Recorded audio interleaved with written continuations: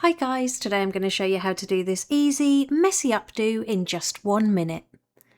To start, pop the hair into a mid-height ponytail and we're going to loosen it up by pulling it away from the head slightly.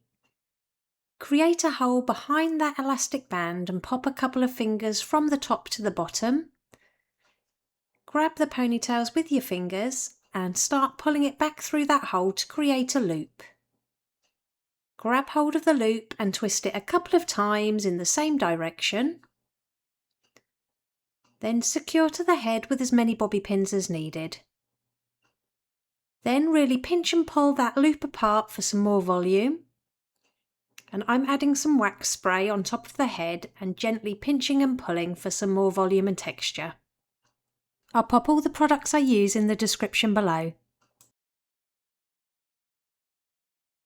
And it really is that easy. Here's the finished look. If you liked it, please give it a thumbs up and don't forget to subscribe for more tutorials.